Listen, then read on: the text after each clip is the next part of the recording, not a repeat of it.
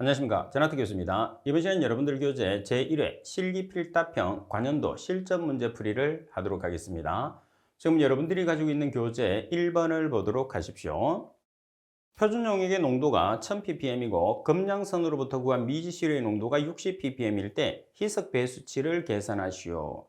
자, 쉽게 생각해서 우리가 미지시료의 농도 60ppm을 만들려고 하는데 지금 60ppm으로 우리가 만들려고 하는 원용액이 뭐냐? 표준 용액 1000ppm짜리라는 소리예요. 그래서 1000ppm이라는 표준 용액을 이용을 해서 미지시료 60ppm으로 우리가 만들 때 몇 배가 희석되는지를 우리가 알아보는 거죠.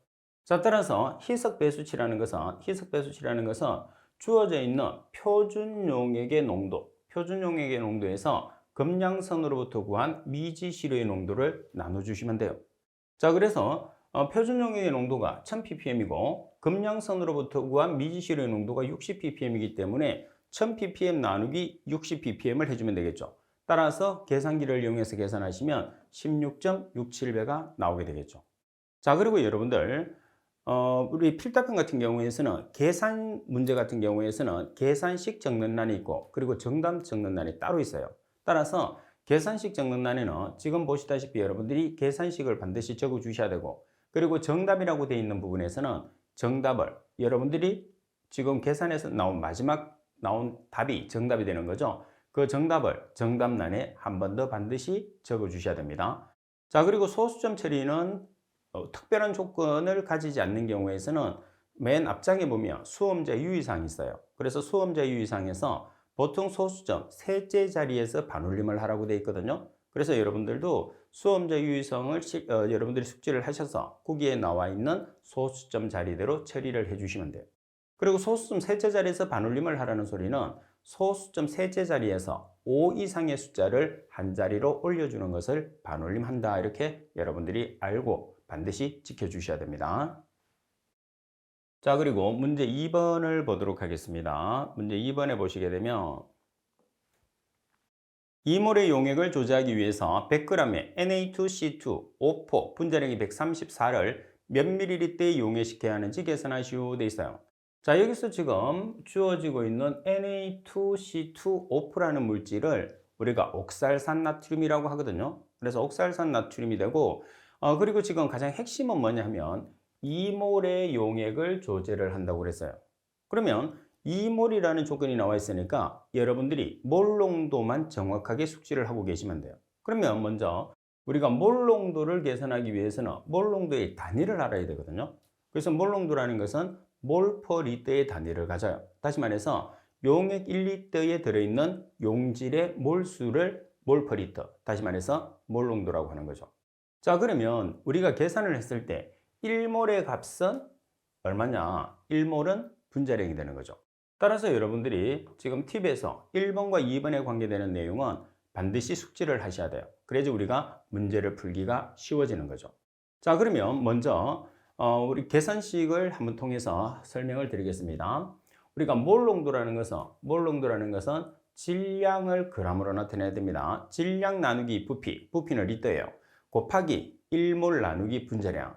여기서 1몰 나누기 분자량이라는 것은 왜 해주느냐면 단위를 환산하기 위해서 해주는 게 있지만 1몰은 분자량의 값을 가지기 때문입니다. 자, 그래서 여러분들이 몰 농도에 관계되는 공식은 반드시 숙지를 하세요. 지금처럼 질량 나누기 부피 곱하기 1몰 나누기 분자량이라는 특히 또 우리가 몰 농도에 관계되는 문제는 상당히 자주 나와요. 그래서 여러분들이 반드시 숙지를 해 주셔야 됩니다. 자, 따라서 몰 농도 자리에 얼마를 대입하면 되죠? 2몰. 자, 그리고 질량이 얼마죠? 100g. 그리고 부피를 우리가 몰라요. 그리고 1몰에 해당하는 분자량. 지금 분자량이 얼마라고 주어졌어요? 134. 따라서 1몰에 해당하는 값이 134g이라는 뜻입니다. 그러면 여기에서 g이 없어져야 되니까 그리고 몰 농도의 단위가 나와야 되니까 1몰 나누기 134g으로 나눠줘서 곱해주면 되는 거죠. 따라서 V에 대한 식으로 정리를 해요. 해서 계산을 하시면 0.37313 리터. 자, 밀리리터로 계산하기 위해서는 리터와 밀리리터의 값의 차이가 10의 3승 차이 나죠. 그래서 10의 3승만큼 리터가 큰 값이기 때문에 리터를 밀리리터로 전환시켜 주기 위해서는 10의 3승을 곱해 주시면 돼요. 그래서 373.13ml라는 값이 나오게 되는 거죠. 자, 그리고 여러분들 소수점 자리가 나오게 되면 소수점 셋째 자리에서 반올림을 한다고 생각하시고 수험자 유의사항에 보면 나와 있습니다. 그래서 수험자 유의사항에 나와 있는 반올림이 보통 소수점 셋째 자리에서 반올림을 하라고 되어 있거든요. 그래서 셋째 자리에서 5 이상의 숫자를 한 자리로 올리고 5 미만, 다시 말해서 4까지의 숫자가 있으면 버리면 됩니다. 자, 따라서 우리가 몰농도에 관계되는 2번 같은 경우에서는 당연히 몰농도를 구하는 공식이 가장 중요합니다. 그리고 몰농도의 단위, 몰퍼리터, 그리고 1몰은 분자량이라는 것을 반드시 숙지를 하셔야 돼요. 자, 그리고 만약에 옥살산 나트륨의 분자량이 주어지지 않는다면 우리가 옥살산 나트륨의 분자량을 계산을 해야 됩니다. 꼭 주어진다는 보장은 없어요. 그럼 어떻게 계산하느냐면 Na의 원자량이 23이죠. 그래서 23짜리가 2개, 그리고 C, 탄소의 원자량이 12죠. 12짜리가 2개, 그리고 O, 산소, 16짜리, 산소가 16이니까 16짜리가 4개. 그래서 계산하면 134라는 분자량이 나오게 되는 거죠. 그래서 이렇게 계산해서 나온 분자량은 1몰의 값이 분자량과 동일하다는 것을 반드시 숙지를 하고 계셔야 됩니다. 자, 그리고 문제 3번을 보도록 하겠습니다. 측정하고자 하는 용액의 투과도가 10%일 때 흑광도를 계산하시오 되어 있어요. 그럼 우리가 흑광도를 측정을 했을 때는 액체 용액을 시료셀에 넣고 빛을 투과를 시키는 분광광도계를 이용해서 측정을 하잖아요. 그러면 시료가 들어가 있는 흡수셀을 단면으로 이렇게 찍어보면 이렇게 돼요. 여기에 빛을 통과를 시키거든요. 이렇게. 자, 그러면 들어가는 빛을 I0라고 그래서 입사광의 강도라고 해요. 자, 그리고 빠져나오는 빛을 IT라고 그래서 투사광의 강도라고 합니다. 그러면 I0라는 입사광의 강도를 우리가 다른 말로 입사율이라고 해요. 근데 이 입사율이라는 것은 몇 퍼센트의 값을 가지느냐면 주어지지 않는다 하더라도 100%의 값을 가지게 되는 거죠. 자, 그리고 지금 흡수셀에는 흡수율이 돼요. 여기는 빛이 흡수됩니다. 그래서 흡수율. 자, 그리고 투사광의 강도를 투과율이라고 해요. 자, 이렇게. 그래서 우리가 값을 나타냈을 때 흡수율과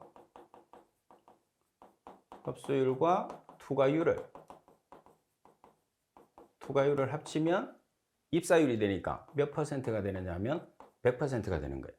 근데 우리가 항상 값을 계산을 했을 때는 흑광도는 투과율을 기준을 하거든요. 투과율을 기준을 하는데 만약에 흡수율이 주어져 있으면 투과율 100%에서 흡수율을 빼서 여러분들이 투과율을 계산한다는 것을 꼭 숙지를 하고 계셔야 됩니다. 자, 그러면 문제를 풀기 전에 팁을 한번 보시면, 자, 우리가 흑광도를 우리가 A라고 하는데 흑광도 구하는 공식을 반드시 숙지를 해야 돼요. 그래서 흑광도 구하는 공식은 여러분들 서술을 하라고 나오는 경우도 있고 공식만, 그리고 지금처럼 계산을 하는 문제도 자주 출제되죠. 따라서 E 마이너스 로그 T%, 여기서 T%라는 게 투과율이 됩니다. 투과율. 자, 그리고 또 어떻게 계산할 수 있느냐면 흑광도 A는 로그 투과도 분의 1, 퍼센트로 나타내면 율, 그리고 퍼센트로 나타내지 않으면 투과도, 이렇게 표시하면 되거든요. 그래서 로그 I0분의 IT분의 1로 표현해요. 여기서 I0라는 것은 입사광의 강도, 그리고 IT라는 것은 투사광의 강도. 자, 따라서 식을 정리하면 로그 IT분의 I0가 되는 거죠. IT라는 것은 투과도, I0라는 것은 뭐가 되는 거죠? 입사광의 강도. 그러니까 입사광의 강도가 100%잖아요. 그러면 IT라는 것은 투과율. 자, 여기서 퍼센트를 없앴어. 퍼센트를 없애게 되면 투과도가 되고 100%는 1이 되는 거죠. 그래서 흑광도 A는 로그 투과도분의 1이다. 이렇게 우리가 표시를 주로 하는 거죠. 자, 그러면 지금 1번, 팁에 있는 1번 공식을 이용을 해서 우리가 투과도가 나와 있으니까 1번 공식을 이용해서 흑광도를 계산을 해요. 따라서 흑광도 A라는 것은 공식이 E 마이너스 로그 T%라고 되어 있어요. 그래서 이 T%가 투과율입니다. 그럼 지금 투과도가 10%니까 이 10%가 투과율이 된다는 소리겠죠. 그래서 E 마이너스 로그 T% 자리에 10%를 대입을 하는 거예요. 따라서 계산하시면 1.0이라는 값이 나오게 되겠죠. 자, 그리고 여러분들이 값을 계산을 했을 때 만약에 2번 공식을 사용하면 되지 않느냐? 됩니다. 그래서 2번 공식을 만약에 사용한다 그러면 흑광도 A라는 것은 로그 투과도가 10%니까 0.1분의 1이다. 이렇게 여러분들이 표시를 해서 값을 나타내면 동일하게 1.0이 나오거든요. 이렇게 계산을 해도 관계가 없습니다. 그래서 흑광도 A를 계산했을 때는 1번 공식을 써도 되고 2번 공식을 써도 아무런 관계가 없어요. 따라서 여러분들이 이 개통도를 정확하게 이해를 해주고 공부를 하시게 되면 훨씬 기억하기가 쉬워질 거예요. 자, 그리고 4번 문제를 보도록 하겠습니다. 분자가 자외선과 가시광선 영역의 광에너지를 흡수하게 되면 전자가 낮은 에너지 상태에서 높은 에너지 상태로 변화했을 때 흡수된 에너지가 무엇인지 쓰시오 돼 있어요. 자, 그러면 정답은 여기 에너지입니다. 따라서 여기 상태의 에너지가 됐다고 해서 여기 에너지가 돼요. 자, 반면에 우리가 에너지가 방출이 됐어요.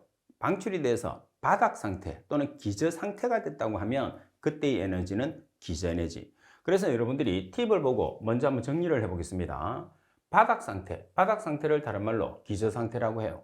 자, 그러면 바닥 상태라는 기저 상태에서 에너지를 흡수하며 여기 상태, 들뜬 상태가 되거든요.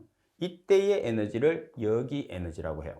반면에 여기 상태, 들뜬 상태에서 에너지를 방출하며 바닥 상태, 기저 상태가 되거든요. 이때의 에너지를 기저 에너지다. 그래서 두 가지를 여러분들이 잘 정리를 해 놓으셔야 돼요. 자, 그러면 4번과 반대로 문제가 나오는 게 3번의 비교 문제가 되는 거죠. 그래서 3번의 비교 문제를 보면 분자가 자외선과 가시광선 영역에 광에너지를 방출하게 되면 전자가 높은 에너지에서 낮은 에너지 상태로 이루어진다고 그랬어요. 그래서 방출하게 되면 높은 에너지에서 낮은 에너지 상태로 변화가 된다고 합니다. 자, 이때 방출된 에너지를 방출되면 바닥 상태, 기저 상태가 되거든요. 그래서 그때의 에너지를 기저 에너지라고 한다. 그래서 여러분들 문제에서는 여기 에너지가 문제가 나올 수도 있고 기저 에너지가 나올 수도 있으니까 두 가지를 정확하게 숙지를 하고 계셔야 돼요. 자, 이 내용을 설명을 좀 드리면 자, 아래쪽에 있는 상태를 기저 상태라고 해요. 기저 상태를 다른 말로 바닥 상태로 합니다. 같은 뜻이에요. 자, 그리고 위쪽에 있는 걸 우리가 들뜬 상태라고 해요. 들뜬 상태가 여기 상태가 됩니다. 그러면 자, 여기에서 기저 상태에서 들뜬 상태로 되기 위해서는 우리가 에너지를 흡수를 해야 돼요. 그래서 기저 상태에서 에너지를 흡수하게 되면 들뜬 상태가 되죠. 그때의 에너지를 여기 에너지라고 해요. 자, 반면에 들뜬 상태에서 에너지가 방출이 돼요. 반대로. 방출이 되게 되면 기저 상태, 바닥 상태가 되거든요. 그때의 에너지를 기저 에너지다 이렇게 이야기를 하게 되는 거죠.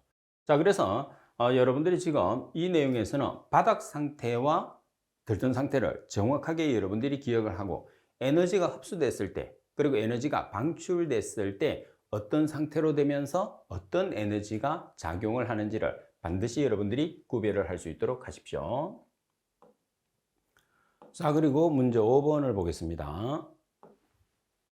분광광도계 파장 선택부에서 일반적으로 사용되는 단색화 장치를 쓰시오 돼 있어요. 그러면 단색화 장치라는 것은 말 그대로 단색이 되는 게 단색. 단색이 뭐죠? 하나의 빛이 되는 거죠. 그래서 두 빛의 색이 만나서 하나의 빛이 되게 하는 장치를 우리가 뭐라고 그랬냐면 단색화 장치라고 그래요. 그러면 단색화 장치는 두 가지가 있거든요. 뭐가 있느냐면 프리즘과 회절격자가 있어요.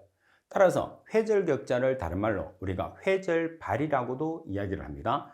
따라서 문제 조건에서 단색화 장치를 쓰시오 이렇게 나와 있으니까 프리즘과 회절격자로 적어주시면 되고 말씀드린 것처럼 회절격자라는 것은 회절발이라고도 이야기를 해요. 그래서 회절격자 대신에 회절발이라고 적으셔도 관계가 없습니다.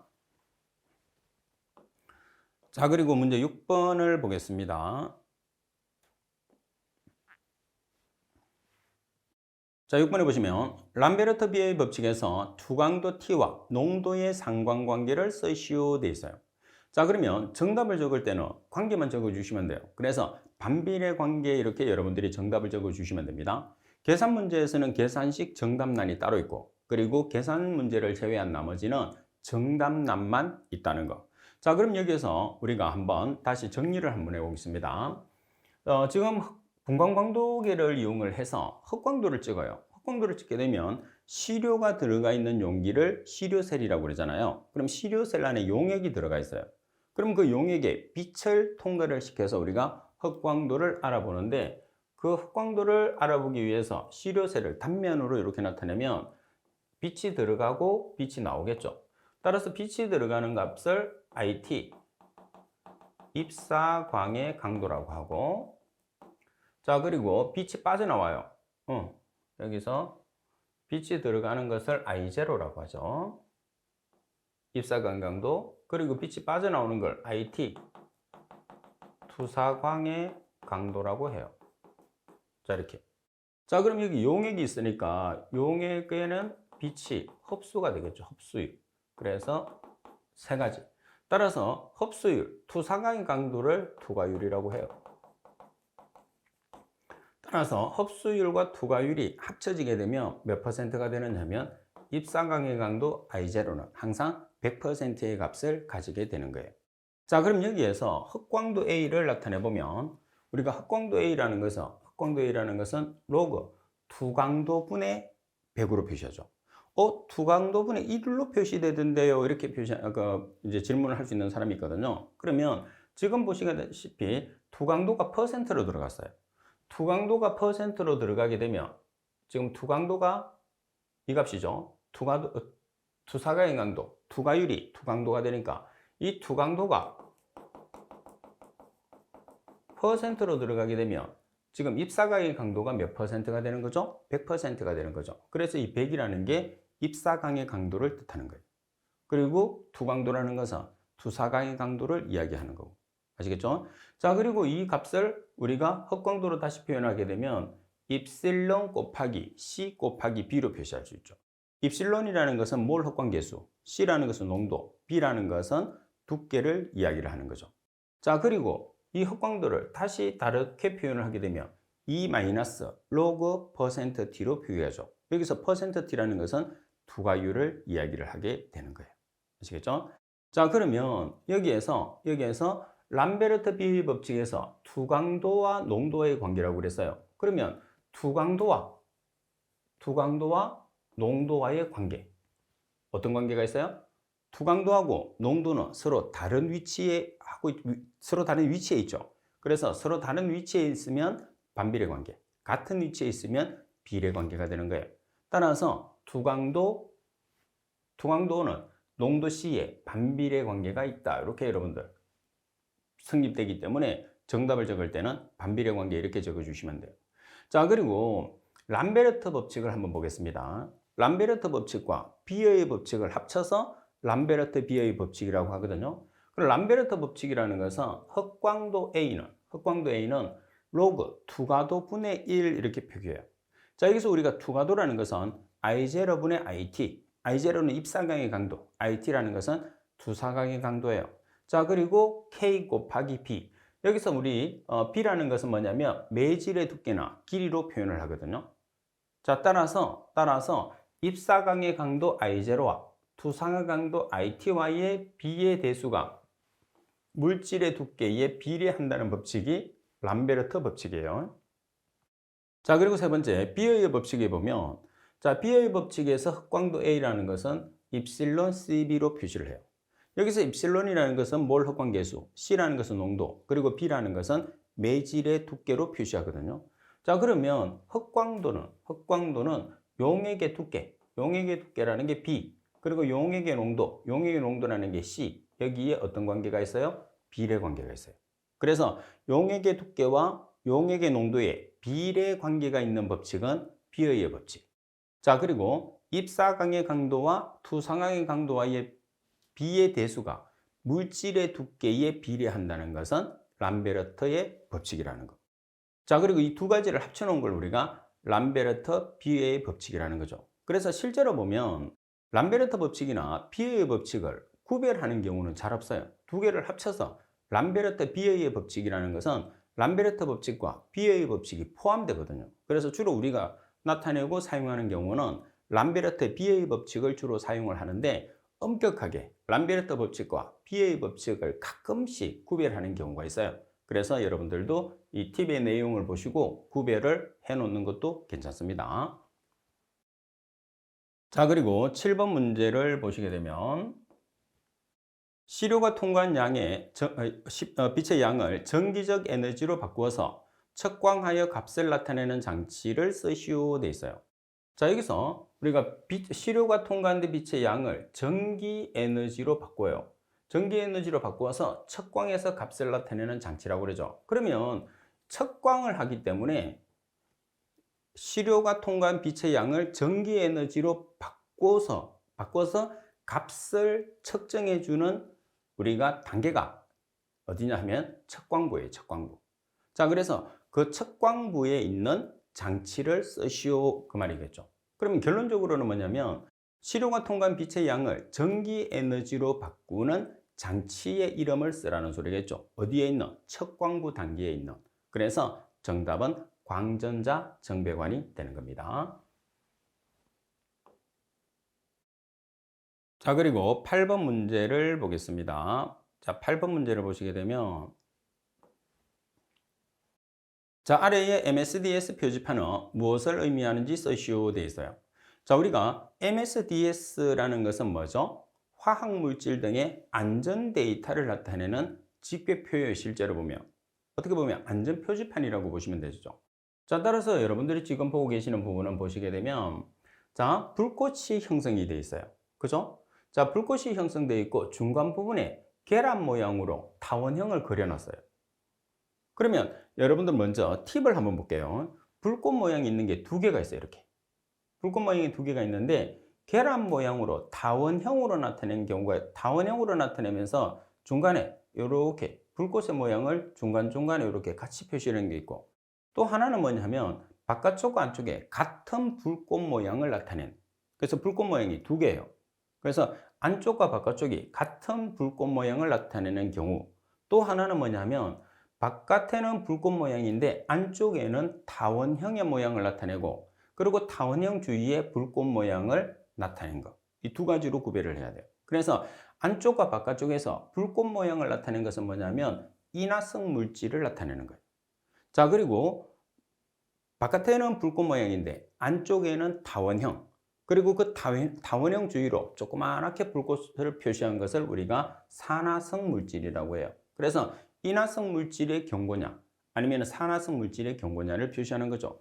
따라서 지금 그림 같은 경우에서는 바깥에 불꽃 모양이 있고 안쪽에 타원형이 있는데 타원형 주위에 다시 조그맣게 불꽃으로 표기를 하고 있죠. 그래서 이 표지판은 산화성 물질을 경고하는 표지판이 되는 거죠. 그래서 여러분들이 구별을 했을 때 지금 화학물질 등의 안전 데이터 직계표를 정확하게 숙지를 해야 되겠지만은 지금 비슷비슷한 내용들은 반드시 여러분들이 구별을 해야 되죠. 그래서 지금 8번에서 주어지고 있는 문제는 인화성 물질을 경고하는 경고판이냐 아니면 산화성 물질을 경고하는 경고판이냐는 것이 아주 중요해요. 그래서 두 가지를 정확하게 구별하지 못하면 정답 처리가 안 되거든요. 그래서 말씀드린 것처럼 바깥과 안쪽이 동일한 불꽃 모양을 가지고 있으면 인화성 물질의 경고. 자, 그리고 바깥에는 불꽃 모양인데 안쪽에 타원형이 있고 타원형 주위에 조그맣게 불꽃 모양을 나타내고 있으면 산화성 물질 경고라는 것을 반드시 숙지를 해야 됩니다. 그래서 정답은 산화성 물질을 경고하는 표지판이 되는 거죠. 자, 그리고 팁에 나와 있는 여러분들이 지금 우리가 표지판은 반드시 숙지를 해야 됩니다. 이 중에 하나가 자주 나오게 되죠. 자, 먼저 첫 번째 보시게 되면 화기금지입니다. 화기금지. 그래서 불꽃 모양이 있고, 그죠? 지금 대각선으로 슬러시를 쳐놨어요. 자, 그리고 지금 나무 모양에서 지금 불꽃이 피고 있어요. 불꽃이 피고 있고 대각선으로 줄을 쳐놨으니까 화기금지. 자, 불이 난다는 것을 여러분들이 지금 표시하고 있는 거죠. 그리고 말씀드린 것처럼 바깥과 안쪽에 불꽃 모양을 가지고 있으면 인화성 물질 경고 표지판. 자, 그리고 바깥쪽은 불꽃 모양인데 안쪽에 타원형이 있고 그 타원형 주위에 조그마한 불꽃을 표기해 놨으면 산화성 물질 경고판. 자, 그리고 지금 여러분들이 보시게 되면 손이 있어요, 손. 그죠? 그 다음에 지금 네모난 직사각형에서 조금씩 움푹 들어갔죠. 그래서 부식성 물질을 경고하는 표지판입니다. 자, 그리고 사람이 있는데 사람의 폐를 중심으로 해서 폐가 하얗게 갈라지는 형태를 나타내고 있죠. 따라서 발암성, 호흡기, 과민성을 나타내는 표지판입니다. 자, 그리고 지금 여러분들이 약품을 보셨으면 대부분이 많이 보셨던 해골이 나와 있어요. 그래서 이렇게 해골로 나타낸 것은 급성 독성 물질을 경고하는 표지판입니다. 자, 그리고 지금 나무가 있어요. 그리고 물고기가 있죠. 물고기가 이렇게 배를 보이고 있으니까 물고기가 죽었다는 거겠죠. 그래서 환경위해성을 나타내는 표지판이에요. 자, 또는 수생생물. 그래서 여기서 환경위해성이라는 게 수생생물에 대한 환경위해성 표지판이죠. 그래서 수생생물이라고 적으시면 안 되고 수생생물 환경위해성 아니면 환경위해성 갈로를 해서 수생생물 이렇게 적어 주셔야 됩니다. 주로 여러분들 시험에서는 위쪽에 있는 게 주로 나오게 돼요. 자, 그리고 아래쪽에 보시면 자, 여기서 지금 번개 모양을 나타내고 있으면 전기를 나타내는데 고압 전기를 나타냅니다. 자, 그리고 느낌표가 들어가게 되면 위험 장소. 그죠? 자, 그리고 온도계가 나와 있는데 온도가 지금 화살표가 올라가고 있어요? 내려가고 있어요? 올라가고 있어요. 그래서 고온 경고입니다. 온도계가 있고 화살표가 위쪽으로 되어 있기 때문에 고온 경고. 자, 그리고 지금 보안경이 착용되어 있어요. 그죠? 보안경 착용. 자, 그리고 장갑이죠? 안전장갑 착용. 여기서 장갑이 아니고 안전장갑이라고 해주셔야 됩니다. 자, 그리고 마스크는 마스크인데 일반 마스크가 아니고 이는 방진 마스크예요. 자, 그리고 옷을 착용하고 있으니까 안전복 착용이 되는 거죠. 따라서 여러분들이 말씀드린 것처럼 MSDS라는 화학물질 등의 안전 데이터 집계표 또는 표지판 같은 경우에서는 시험에서 상당히 자주 출제되는 내용이기 때문에 여러분들이 반드시 숙지를 할 수 있도록 하셔야 됩니다. 자, 그리고 문제 9번을 보도록 하겠습니다. 문제 9번에 보시게 되면 혼합물로부터 각 성분들을 순수하게 분리하거나 확인, 정량하는 데 사용하는 편리한 방법으로 물질을 분리는 혼합물이 정지상이나 이동상에 대한 친화성이 서로 다른 점을 이용하는 분석법을 쓰시오 되어 있어요. 자, 이 내용에서 가장 핵심은 뭐냐 하면 자, 물질을 분리하는데 혼합물의 정지상이나 이동상에 대한 친화성이 다른. 그럼 여기서 우리가 정지상으로 나타내는 게 있어요. 자, 정지상으로 나타냈을 때 고체를 나타낼 수도 있고 액체를 사용할 수도 있어요. 정지상에. 그죠? 자, 고체로 사용하게 되면 주로 우리가 뭐를 쓰죠? hợp착제. 그리고 액체를 사용하게 되면 고정상 담체. 다시 말해서 시료를 고체, hợp착제에 hợp착을 시키는 거예요. 그리고 액체에는 고정상 담체라는 액체에 녹이는 거죠. 자, 그리고 이동상이라는 것은 기체가 되는 거죠. 기체. 그래서 기체를 고체에 또는 기체를 액체에 hợp착이나 우리가 용해시켜서 분석하는 방법이죠. 따라서 크로마토그래피를 이야기하는 거예요. 그죠? 따라서 고체에 hợp착을 시키게 되면 기체 고체 크로마토그래피. 그리고 액체 고정상 담체를 이용을 하게 되면 기체 액체 크로마토그래피라고 그러죠. 따라서 크로마토그래피에 대한 답이 되니까 크로마토그래피법 이렇게 적어 주시면 됩니다. 자, 그리고 문제 10번에 보시면 농도가 1000ppm인 용액을 농도가 10ppm인 용액 100ml를 조제하기 위해서 원액을 정확하게 취하는 것이 중요하다. 이때 액체를 분취하기 위해서 사용되는 유리로 된 실험 기구의 명칭을 쓰시오 돼 있어요. 자, 그러면 지금 여러분들이 농도가 1000ppm짜리를 농도가 10ppm인 용액 100ml를 조제를 하려고 해요. 그러면 우리가 희석 배수치를 보면 자, 희석 배수치는 1000ppm짜리를 10ppm을 만들려고 해요. 자, 그러면 100배가 희석됐죠. 그러면 1000ppm짜리를 얼마를 분치를 해야 되느냐? 우리가 100ml를 조제를 하려고 해요. 그죠? 그러면 100ml 메스실린더가 있어요. 그 플라스크가 있어요. 그러면 100ml 플라스크에 우리가 표준 원액 1000ppm짜리를 얼마를 주입을 하면 되죠? 그러면 우리가 주입되는 양을 찾으려고 하면 주입되는 양은 자 우리가 지금 100ml에 만드니까 100ml 나누기 희석 배수치 그러면 얼마가 나오는 거죠? 1ml가 되는 거죠. 따라서 1000ppm짜리 지금 1000ppm짜리 표준 용액이 있어요. 그러면 1000ppm짜리 표준 용액을 얼마를 주입하느냐? 1ml를 집어넣어. 자, 그리고 정류수를 넣어서 표승까지 채우면 돼요. 그죠? 이때 1ml를 취해서 넣는 양을 우리가 뭐를 가지고 우리가 취하느냐는 거죠. 그때 우리가 액체를 취하는 부피를 취하는 기구가 뭐가 되는 거죠? 피펫이 되는 거죠. 피펫. 자, 그래서 10번에서는 피펫이 정답이 되는 거죠. 자, 그리고 피펫 같은 경우에서는 홀 피펫이라는 게 있고, 그리고 부피 피펫이라는 게 있어요. 부피 피펫이라는 것은 눈금이 있는 거고, 홀 피펫이라는 것은 눈금이 없죠. 자, 예를 들어서, 자, 부피 피펫이라는 것은